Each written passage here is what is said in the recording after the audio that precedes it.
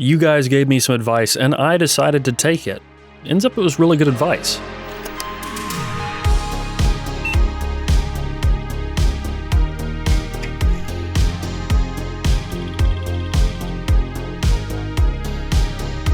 Batch 2 of Omega just shipped, and we opened up orders for Batch 3. Now, those are going to be going until January the 10th. And something that we gave people the choice to do in Batch 2 was to change out this red piece, the SLS driver cap that we normally use on Omega, for this aluminum one. These pieces are very similar in weight, and funny enough, very similar in cost also. But because this is a few grams more, I did have to shave off a few grams inside the chassis on Omega to make it weigh the same still. But I think it looks a lot better. I think it feels better in the hand too. If you have a Batch 1 Omega with a red cap on it, or you have a Batch 2 and change your mind and you want the aluminum piece, don't worry, I will have these up at some point with a swap tool so you can get a hold of them. I will be selling these basically close to at cost, but there's been another change, and this is something that I originally didn't notice. The aluminum is a little bit rougher on this one because this is a pre-production unit.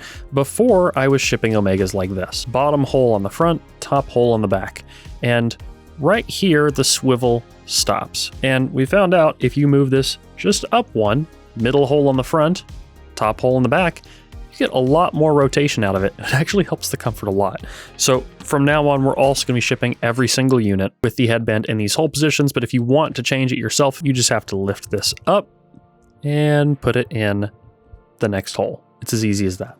So middle position for the front, top position for the back. Another few questions people have been asking me is, are you going to release another headphone right after Project Omega ends? And the answer to that is no. If I do, maybe it'll be somewhere way down the line, but no, I don't have plans to release another headphone immediately after Project Omega ends. What I'm curious of is I'm curious to see if any companies pick up the project after it goes open source and continue to try and manufacture it, because I think that would be pretty cool. There's a couple interesting side effects on the production side of switching to the aluminum part that you don't really see from the other end. One of that is, again, these are similarly priced when it comes to building them, which is funny because it just shows you how insanely expensive it is to do SLS parts. The other is that I originally designed the CAD for this piece around SLS, which is slightly flexible. The aluminum, not so much, which means these are a lot harder to put on, and we actually had to 3D print some components to make a press to fit these onto the headphones instead, despite them being the same dimensions, just not having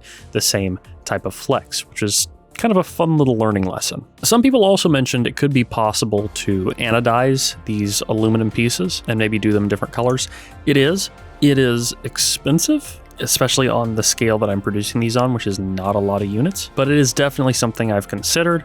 I just don't think it's going to be doable. So there's always a chance, but for now, that's not on the table. But honestly, I do like the raw aluminum look. I think that fits in nicely with the rest of the headphone. And this is actually a unit, again, the one that has more of a rough aluminum on it, not quite as polished as these production ones, but this is one that I've been taking around to can jams and showing people and kind of just getting opinions on. But so far, the feedback on Batch 2 for the people that got aluminum pieces has been really, really wildly positive, and I am very excited for this improvement. Now, a big question a lot of people have been asking me is, does this change the sound quality? The answer is no.